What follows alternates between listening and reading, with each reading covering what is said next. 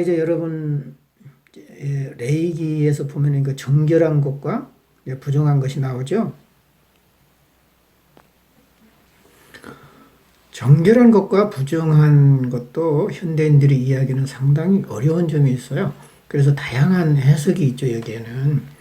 그래서 우리가 쉽게 이해할 수 없는 이야기가 바로 그 정결법인데요. 레이기는 정결한 음식과 부정한 음식을 규정해서 반드시 정결한 동물만 먹도록 규정하고 있어요. 이게 11장에 나오는데요. 예를 들면 이런 거죠. 굽이 갈라져서 쪽발이 되고 되새김질을 하는 것은 먹어도 됩니다. 돼지는 굽은 갈라졌으나 되새김질을 안 해요. 그래서 먹지 마라. 이런 겁니다. 아증한 동물로 분류되는 것, 즉 독술이나 솔개를 먹지 말라고 하는 것은 이제 이해가 좀 되죠. 우리는 잘 안 먹으니까. 그런데 우리가 즐겨 먹는 돼지고기를 먹지 마라 그러면 이제 갈등이 생깁니다. 현대인들은. 아유, 어떻게 해야 되나? 성경에는 먹지 마라 그러는데. 그래서 이제 물어보면은요. 그건 구약 시대지. 오늘날하고 안 맞지. 예수님 오신 다음에는 바뀌었어. 이렇게 쉽게 얘기를 해버린다는 거죠. 그렇게 쉬운 문제가 아니에요. 이 문제는. 물론 구약 시대에 행해진 그런 제사 규정을 오늘날 그대로 시행할 수는 없어요. 그러나 아직까지도 어찌 보면은 성경에 나오는 것을 글자 그대로 이해하는 사람들한테는 납득할 만한 설명이 없으면 돼지고기 먹을 때마다 죄책감을 느낄 수 있다는 거죠. 이런 부분들에 대해서 고민해 볼 필요가 있다 이겁니다. 여기 그림을 보시면은 이제 깨끗한 동물, 뭐 닭이라든가 소라든가 뭐 양이라든가 뭐 이렇게 나와 있고, 부정한 동물, 말이라든가 뭐 돼지라든가 뭐 문어라든가 뭐 이런 여러 가지가 나와 있죠. 어떻게 풀어볼 거냐? 저는 이 부분에 대해서 이건 저의 견해입니다. 문화 인류학적인 시각에서 고찰을 해야 된다고 저는 생각을 해요. 왜냐하면 어느 사회를 막론하고 금기시하는 것들이 있어요.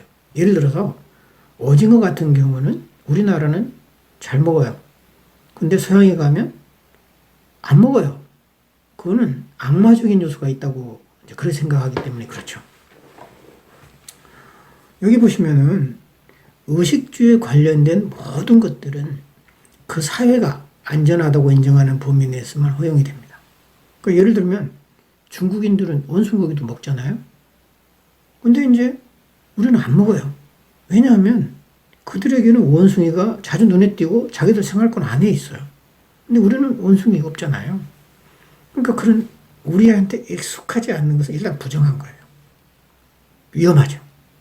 그래서 희귀한 동물은 가끔 신성시되거나 금기시되어서 먹는 음식에 포함이 되지 않습니다. 이것은 지형과 기후 그리고 생활 환경이 음식 문화를 결정짓는다는 것을 의미하죠. 우리가 개고기를 가리켜서 보신탕으로 부르면서 즐겨 먹는 것을 서양인은 이해할 수 없어요. 이제 지금 우리는 개고기 잘 안 먹는 경향이 있지만 예전에는 많이 먹었어요. 그래서 이제 뭐 미개한 나라다, 뭐 개고기 먹는다고 이제 비난을 많이 했죠. 그런데 이것도 어쩌면은 이제 문화였다는 거죠. 지금은 약간 그 문화가 또 달라지고 있으나마는. 그들은 서양은 애완동물을 잡아먹지 않아요. 그래서 이제 그 당시 옛날만 해도 개고기 먹는 우리나라 사람들을 보고 굉장히 저급하게 여겼고 멸시하기까지 했어요. 상당히 그것도 문제라는 거죠. 물론 뭐 개고기 먹는 것을 뭐 자랑스럽고 또 뭐 그래야 된다는 건 아니에요. 그렇지만 오랫동안 그것도 우리나라에서 지켜온 음식 문화고 전통 문화 가운데 하나였다. 그 문화는 바뀔 수는 있지만 그 문화 자체를 증오하거나 멸시할 수는 없다. 그런 겁니다. 이스라엘 사람들이 돼지고기를 먹지 않는 것은 사실은 그들의 음식 문화였습니다. 오랜 세월을 거치는 동안 친숙하게 음식 문화에 적합한 것들은 거룩해요. 그리고 이스라엘이 모르는 동물, 그리고 이스라엘 사람들 건강에 안 맞는 것들은 이제 부정한 거예요. 이제 이런 이유가 있고요. 그 다음에 이스라엘은 민족적인 주체성을 확립하기 위해서 생활 전반에 걸쳐서 다른 민족하고는 구별된 삶을 살았어요. 그래서 바벨론 포로기를 살아가는 유대인들은 자기들의 음식 문화를 거룩한 것으로 인정함으로써 다른 민족과 구별하는 계기로 아마 삼았을 겁니다. 하나님에 의해서 선택받은 이스라엘이 먹는 것은 거룩하고 이스라엘에서 먹지 않는 것을 먹은 민족이나 나라는 부정하다 이렇게 생각하는 경향이 있었다는 거죠. 예를 들면은 이것은 마치 우리가 좋아하는 오징어를 서양인 사람들은 이제 악마의 화신으로 느낀 것하고 비슷한 겁니다. 그래서 거룩한 음식과 부정한 음식은 시대와 장소에 따라 달라져요, 사실은. 성서 역시 이스라엘 민족의 구체적인 상황을 반영한다는 점에서 이 음식 문화에 대한 성경의 기준이 모든 문화에 다 맞는 건 아니다. 오히려 그 속에 있는 뜻은 하나님이 선택한 이스라엘의 안전을 지켜주는 것은 거룩한 거예요.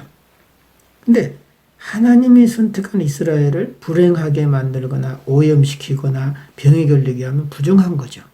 그것은 그 지역과 문화에 한정이 되고 이스라엘에 국한되는 거다. 그것이 모든 민족, 모든 백성에게 딱 100% 들어맞는 것은 아니다. 이런 뜻인 겁니다. 그래서 공동체의 안전을 지켜주고 정체성을 확립해 줄 수 있는 것은 모두 거룩합니다. 그러나 공동체의 안정을 해치고 독립성을 해치는 것은 부정한 것으로 간주됩니다.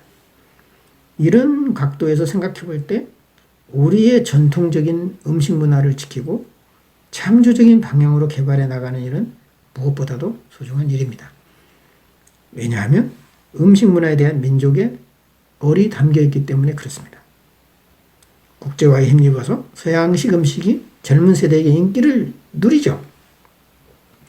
그렇기 때문에 그동안 우리가 걱정하지 않았던 비만이라든가 아니면 많은 이제 그 신체적인 문제를 지금 겪고 있잖아요. 음식이 서양화돼서 좋은 점도 있지만 또 안 좋은 점도 참 많은 거예요. 그래서 우리 것이라고 무조건 강요할 것이 아니라 새 시대에 걸맞는 음식 문화의 그 장달이 필요하다. 국제적인 감각이 있으면서도 동시에 우리 것을 살려가자. 이런 개념인 겁니다. 그래서 이스라엘이 말했던 어떤 그 정결한 음식과 부정한 음식은 어떤 그 당시 살았던 이스라엘 사람들에게는 굉장히 절박한 거였어요. 근데 그것이 오늘날 모두가 적용되는 건 아니다. 이제 그런 의도로 말씀드렸습니다. 그 다음에 이제 여러분 그 여인의 정결의식이 있어요. 남자들에 대한 정결의식은 잘 없고요. 여성에게 정결의식이 많이 있어요. 이제 여성 차별적인 경향이 좀 성경에 좀 있습니다. 그건 왜냐하면 뭐 여성은 뭐 저급하게 여기거나 무시해서가 아니라 어쩌면은 그 고대 사회가 가부장적이고 남성 위주의 사회다 보니까 여성의 세밀한 부분은 못 봤던 것 같아요. 자, 그런 것들이 성경에 좀 있어요. 그런 것들을 우리가 새겨서 볼 필요가 있습니다. 그래서 어떤 부분은 이제 성경에 다 얘기되지 않았거나 어쩌면 여성에게 좀 더 다른 어떤 규정들이 더 많다는 거죠. 이것을 새롭게 해석할 필요는 있습니다. 예를 들면 여성은 언제나 터부시 됐어요. 아이를 낳은 후에 남자아이는 일주일, 여자아이는 2주일 동안 부정해.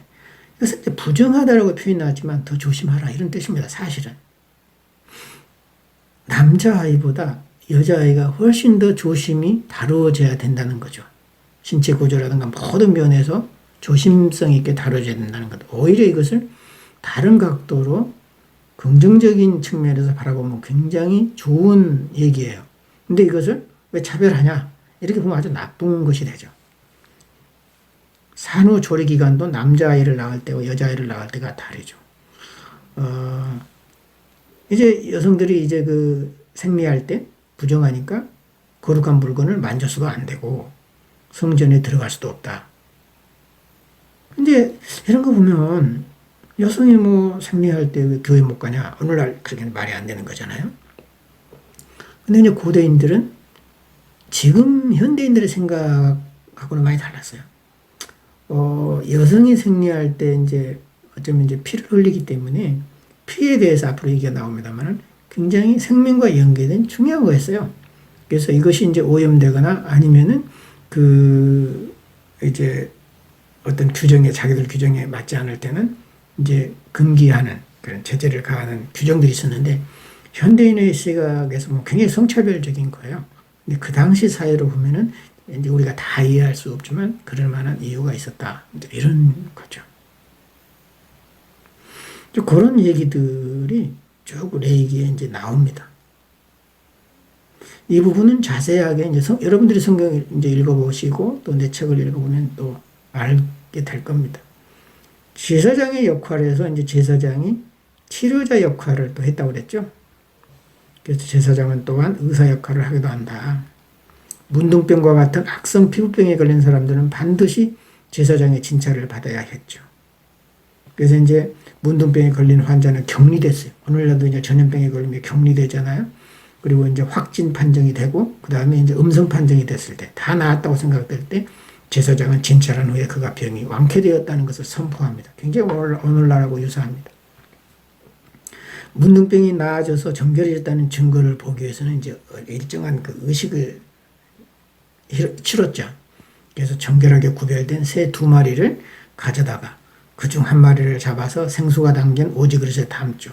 제사장은 백향목 가지와 홍색 털실 1뭉치와 우슬조 1포기를 가져와 죽은 새의 피를 문둥병을 앓았던 환자에게 7번 뿌립니다. 그 다음 죽은 새의 피를 살아있는 새에 뿌려 들판에 날려보냅니다.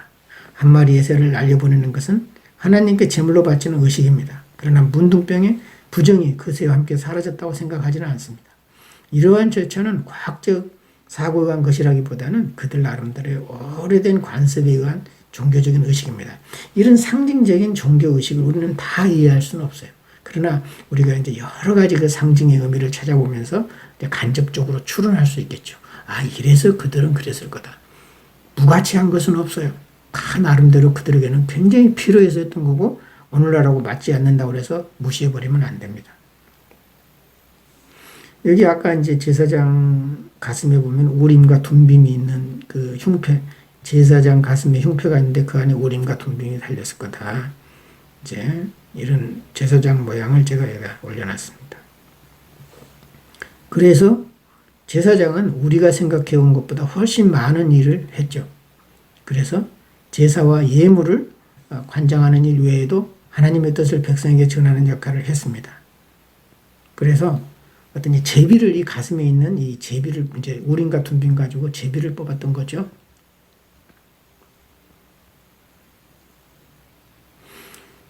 때로는 거룩한 제비를 뽑아서 신점을 행하는 신점자 역할도 했습니다. 동시에 민중의 병을 치료해주는 의사이기도 했죠. 이와 같은 모습은 제사장의 전형적인 모습으로서 어느 사회에서나 발견되는 보편적인 현상입니다. 오늘날에 와서야 종교 지도자들의 역할이 아주 제한되었죠. 어떤 교회에서 말씀 전하고 성경 교육하고 그랬지만, 예전에는 이제 그 제사장들이 뭐 의사 역할도 하고 상담자 역할도 하고 또 정치가들에게 조언도 해주고 정치에 개입하기도 하고 이제 여러 가지 일들을 했습니다. 그래서 이제 옛날 오래된 사회에서의 그 한국의 그 이제 무속 전통도 이제 요즘은 좀 다릅니다만 이제 그런 역할을 많이 이제 시대적으로 했던 때가 있었다. 이런 얘기를 쭉 내가 이제 내 책에서 기록을 했습니다. 무엇이 거룩하고 무엇이 부정하냐 하는 것에 대한 물음은 이스라엘에게 대단히 중요했습니다. 왜냐하면 어떤 동물이 거룩한 동물이고 어떤 동물이 부정한 동물이냐, 거룩한 동물을 먹어야 이스라엘이 거룩한 거예요. 다시 말하면 이스라엘은 거룩한 하나님의 백성이므로 거룩해야만 합니다. 그래서 하나님은 내가 거룩하니 너희도 거룩하라고 말씀하시죠. 이것이 레위기 전체의 주제라고 말할 수가 있습니다. 그래서 레위기 17장에서부터 26장에 이르도록 거룩해지는, 즉 성결해지는 과정을 소개하고 있는데, 이 부분을 가리켜서 학자들은 성결법전이라고 부릅니다. 레위기 17장에서부터 26장까지를. 그래서 홀리니스 코드라고 그러죠. 그래서 이 부분을 어떤 사람들은 H문서다, 거룩문서, 성결법전이라고 부릅니다.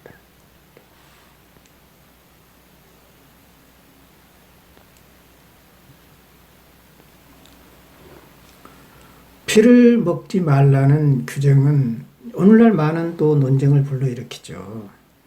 어떤 이제 교단이라든가 좀 이제 우리와 이제 어떤 견해를 달리하는 그런 데서는 이제 성경의 피를 먹지 마라 그랬으니까 수혈을 거부하는 데도 있습니다.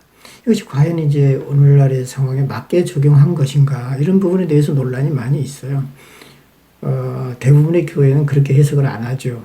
피를 먹지 말라고 그랬던 것과 수혈하는 것은 별개 문제다. 수혈하는 것은 먹는 행위가 아니고 사람을 구하는 행동이다. 그렇기 때문에 수혈은 괜찮다고 보는 반면에 어떤 데서는 이 피를 주입한 거기 때문에 먹는 것과 같다. 이렇게 해석하는 데가 있는 거죠. 우리의 관심을 끄는 것은 피를 먹지 말라는 규정입니다. 피는 생명 그 자체죠. 피는 오직 하나님을 위한 예배를 드릴 때 단위에 부러져야 됩니다. 그래서 그 피를 먹는 사람은 생명을 보존하지 못할 거라는 것이 이 규정입니다. 이것을 이제 글자 그대로 혹은 잘못 해석한 사람들은 수혈을 거부하고 있는 거죠. 그들은 피의 거룩함을 잘못 이해하고 있습니다. 여기서 말하는 피는 제물로 바쳐진 동물의 피를 의미합니다. 사람의 피가 또 아니죠. 피는 생명이므로 자기의 생명을 바치는 대신 동물의 피로 하나님께 제사 지내야 됩니다. 그 피를 다른 목적, 즉 음식으로 사용할 수는 없다는 겁니다. 이것도 이제 문화적인 차이는 좀 있어요. 우리나라에서는 이제 뭐 선짓국이라 해가지고 이제 피도 동물로 막 먹잖아요. 이제 이런 부분들이 아까 말했듯이 어떤 문화적인 그런 차이가 있다 하는 얘기를 하는 겁니다. 피는 하나님으로부터 생명을 보장받는 거룩한 것입니다. 그래서 이 피로 말미암아 인간은 생명을 얻고 하나님과 새로운 관계를 맺습니다. 그래서 우리는 예수의 피를 어린 양의 보혈이라고 말하지 않습니까? 수혈은 피를 먹는 행위가 아닙니다. 물론 의학적으로나 과학적으로 볼 때 수혈은 음식 행위가 될 수도 있겠죠. 그러나 성경에서 말하는 피를 먹지 말라는 규정과는 다른 겁니다. 성경은 생명의 피를 오용하지 말라는 의미가 담겨 있다면 수혈은 하나님이 주신 생명을 나눔으로써 사람에게 새로운 삶을 주는 살신성인의 거룩한 행위인 거죠. 오히려 수혈을 한다는 것은 생명을 살리는 거고 그것은 거룩한 거예요. 즉 피는 하나님을 위한 행위 혹은 인간의 생명을 살리는 행위로 한정돼야 된다. 피를 잘못 사용해서는 안 된다. 그런 겁니다. 이런 식으로 여러분들이 이제 이해를 할 필요가 있고요. 그 다음에 이제 남자와 여자와의 관계도 정결해야 되죠. 사실 오늘날 성적인 타락이 만연되어 있는 경우가 있어요. 어떤 남녀 간의 사랑도 정결해야 되고 깨끗해야 되고 거룩해야 된다는 거죠. 그래서 근친상간은 또 혈연 공동체 유괴질서를 깨뜨리고 태폐를 풍조를 조종한다. 그래서 이제 사회를 오염시킨다. 그래서 이제 그런 어떤 성적 타락에 대해서도 이제 굉장히 많은 부분을 할애해서 얘기를 하고 있어요.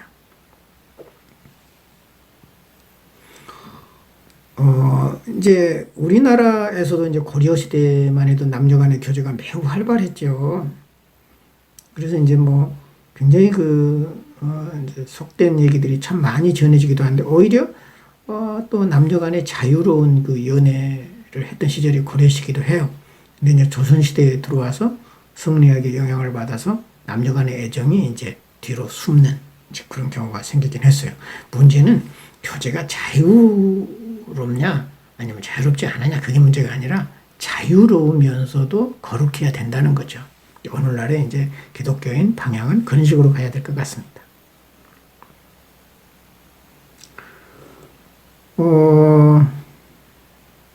여기 보시면 이제 하나님을 향한 거룩한 신앙은 현실적인 삶에도 반영돼야 되죠. 그래서 인간과 하나님의 관계는 결국 하나님의 형상으로 지음받은 인간의 생명을 위한 것이라 해야 됩니다. 오늘날과는 다른 형태이긴 하지만 고대 이스라엘도 자본주의 형태를 띠고 있었습니다. 가나안에 정착하면서부터 사유재산 제도가 생겼고 자기 부족 안에서 땅을 사고 팔 수도 있었습니다. 그러다 보니 자연히 사회는 계급화 사회가 되고 가진 자와 못 가진 자로 나눠지게 됐죠.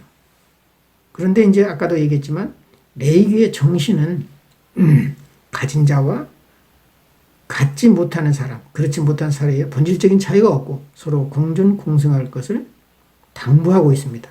자, 보세요. 곡식을 추수할 때 다 추수하지 말고 좀 남겨두라고 그랬고요. 또 추수할 때 떨어진 이삭을 다 걷어가지 마라. 그냥 땅에 둬라, 밭에 둬라. 그리고 포도원의 열매를 따서는 안 되고 어느 정도 남겨야 되고, 뭐 우리는 까치밥이라고 해서 또 감도 다 안 따고 놔두기도 하잖아요. 또 땅에 떨어진 열매를 줍지 말고 가난한 사람과 타국인을 위해서 그대로 남겨야 된다. 남겨둠으로써 그들이 가져간다. 저도 어렸을 때 생각이 납니다. 시래기라 그래가지고 요즘 이제 시래기국 하기도 힘든데, 그런 거 구하기도 힘든데, 옛날에는 이제 그 배추 농사를 짓고 이제 다 가져가면 남은 것들은 이제 상품이 되지 못하는 건 그대로 두면 동네 사람들이 와서 다 걷어가가지고 그걸 말려가지고 국 끓여서 먹었습니다. 그거 돈 내는 건 아니었어요. 그런 제도들이 이스라엘에도 있었다. 그런 겁니다. 이게 이제 결국은 약자를 보호하고 함께 살아가는 그런 얘기들이죠. 결국 이제 이스라엘의 주제는 땅의 신학으로 갑니다. 땅이 하나님의 것이니까 그 땅에 나오는 소산물은 나눠야 된다는 거죠. 생명의 근원이고 그거는 나눠 먹어야 된다. 그래서 이스라엘에게 있어서 땅은 하나님의 특별한 선물입니다. 그 땅에서 나오는 소산물은 그러니까 함께 나눠야 되죠. 자기 땅이라고 해서 마음대로 처분하고 그 소산을 자기 멋대로 처리해서는 안 됩니다. 자신이 아무리 수고하여 얻은 소산물일지라도 그 일부는 하나님의 몫이고, 하나님의 몫은 가난하고 헐벗고 굶주린 사람들과 또 외국 사람들의 몫입니다. 오늘날에도 우리나라에는 많은 외국인들이 들어와 있죠. 근데 우리도 모르게 차별하고 뭔가 다른 것을 주입시키고 불이익을 주는 경향이 있죠. 근데 고대 이스라엘 사람들은 그들에 대한 배려를 굉장히 많이 신경 써서 했다. 그런 부분들은 이제 다문화 사회에서 살고 있는 오늘날 한국인들에게 주는 통찰이라고 할 수가 있습니다.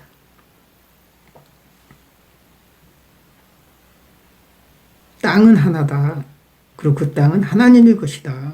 어느 누구도 자기 마음대로 처분하고 자기 마음대로 할 수 없다. 이것이 바로 이제 토지 공개념 개념이에요.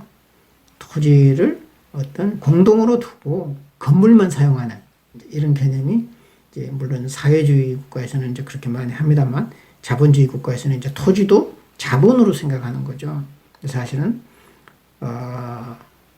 많은 문제가 발생해요. 그것 때문에. 그래서 고대 이스라엘 사회에서는 토지를 마음대로 사고팔고 하지 못하게 해놨어요. 땅은 개인의 것이 아닙니다. 공동의 재산입니다.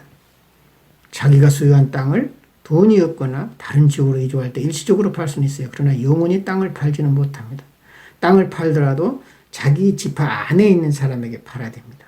결국은 땅은 확대된 가족 지파 사람 모두에게 부여한 공동의 재산인 셈입니다. 이게 이제 바로 이제 땅의 공동 소유 개념이죠. 그러나 공산사회처럼 어떤 사회주의 국가처럼 토지의 국유화는 아닙니다. 사유재산 제도를 인정하면서도 땅을 공동으로 소유하고 그 소산을 함께 나눈다는 이상적인, 즉 원시공동체를 이루고 있죠. 지금 우리나라 상황이 이런 그 성경의 사상을 절대적으로 필요하고 있어요. 사실은 필요하다고 생각해요. 왜냐하면 땅이 좁잖아요. 또 좁은 데다가 남북이 나눠져 있잖아요. 그렇기 때문에 토지의 공개념 개입이 굉장히 중요해요. 그리고 아무도 함부로 부동산을 사고 팔지 못하게, 특히 땅은 어쩌면은 공동의 소유로 두는 게 좋지 않을까 그런 생각도 합니다. 땅은 하늘의 것이요 조상들이 우리 민족 모두에게 주신 선물입니다. 몇몇 사람들이 이 조그만 땅덩어리를 독차지해서는 안 됩니다.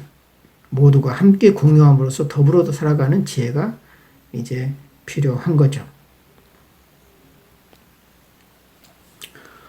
이제 안식년과 희년에 대해서 살펴볼까요? 안식년이라고 하는 것은 이스라엘에게 해방의 해입니다. 일주일째 되는 안식일이 되면 일을 하지 않고 쉬어야 하듯이 안식년이 되면 6년 동안의 수고를 잊고 편히 쉬면서 하나님을 섬기는 일에 주력해야 됩니다. 마치 그 안식일과도 같죠. 6일은 일하고 7일째는 쉬어라 하는 것이 그 안식일 제도가 안식년으로 발전했고 안식년이 또 희년으로 이제 발전하게 되는 거죠. 그래서 제 7년에는 땅도 쉬어야 됩니다. 땅에서 나는 자연적으로 나는 곡식도 거두어 들여서는 안 됩니다. 자기 땅이라 하더라도. 그래서 농사 짓지 않는 땅에서 나는 그 곡물들은 종들, 가난한 사람들이 먹어야 되고 나그네들이 먹어야 되고 들짐승들이 먹도록 뒀습니다. 그 7년째 되는 해는 자기 것이라 하더라도 자기 것을 주장하지 말라는 뜻입니다. 자기 소유를 주장하지 말라는 거죠. 안식년을 7번 보낸 다음에, 즉 7, 7은 49, 즉 50년째 그 다음 해가 되는 것을 희년이라고 그럽니다. 그래서 매 50년이 되면 희년을 선포하는 거죠. 희년이 되면 온 나라에 자유를 선포하고 억눌린 자, 감옥에 갇힌 자, 노예가 된 사람들을 가족의 품으로 돌려보냅니다. 그때는 추수도 안 하고 파종도 아니하고 저절로 난 것도 거두어서는 안 됩니다. 이런 것들이 이제 안식일을 지켜라라고 하는 십계명에 이제 나와 있죠. 우리 이제 한국 교회가 1995년을 희년으로 선포했어요. 앞으로 또 50년, 그로부터 이제 50년 후에 이제 또 이제 선포되겠지만 남과 북이 하나님의 은혜 아래 하나 돼서 해방의 해로 기념하자 이렇게 결의한 적이 있었어요. 그래서 1945년에 해방을 기점으로 해서 50년이 되는 해를 희년으로 간주하여 1995년을 통일을 위한 희년으로 이제 정한 것 같습니다. 근데 이제 재미난 것은요. 77은 49년은 49년째도 안식년이 되고 그 다음에 50년째도 희년이 되는데 그렇게 되면 49년째와 50년째 2년 동안 땅을 경작할 수 없다면 2년 동안은 뭐 먹고 살죠? 이제 경제 활동이 이루어지지 않게 되잖아요. 그래서 엄밀히 말하면 안식년 제도가 정말 지켜졌을까? 아마 이제 결국 이제 이런 것에 대한 학자들은 논의가 좀 있어요. 근데 이제 2년 동안 경제 생활을 안 해도 아마 고대 사회에서는 살 수 있었을 것이다. 규모가 작은 공동체라면. 그런데 나중에 국가가 되고 크게 이제 공동체로 확대되다 보면은 이제 국가 경제가 마비되기 때문에 어렵죠. 지금 우리나라도 굉장히 어렵지 않습니까? 경제가 한두 달도 버티기 힘드는데 이제 고대인들은 2년 동안을 경제 생활을 거의 못하고 견딘다고 하는 것은 대단히 어려웠을 거다. 그래서 아마 그 희년이라고 하는 제도는 굉장히 그 어떤 상징적인 의미가 있는 선포적인 거지, 선언적인 거지, 아마 정말 그대로 이루어지는 것은 후대에 가서는 굉장히 어려웠을 거다. 이런 얘기를 합니다. 이제 이런 부분에 대한 논의는 좀 더 있어야 되겠죠. 그래서 이제 마지막으로 레이기는 성막 공동체의 정결의식으로 막을 내립니다. 레이기의 성결법전은 이상에서 본 바와 같이 제사장만을 위한 법이 아니라 이스라엘 공동체 모두를 위한 법이기도 했습니다. 겉으로 보기에는 레이기가 참 딱딱하고 또 시대에 뒤떨어진 어떤 제사 규정으로 보여요. 그렇지만 사실은 자세히 보면 그 안에 굉장히 따뜻한 온기가 있습니다. 인권을 존중하고 함께 살아가는 이상적인 공동체를 이루고자 하는 뜻이 이 성결법전 안에 담겨 있습니다. 물론 그 안에는 이스라엘 사회의 독특한 음식 규정과 또 제사 규정이 담겨 있기도 합니다. 그러나 그 안에 담긴 의미는 오늘을 살아가는 우리에게도 많은 시사점을 줍니다. 이제 성경 두루마리를 이렇게 해놨죠.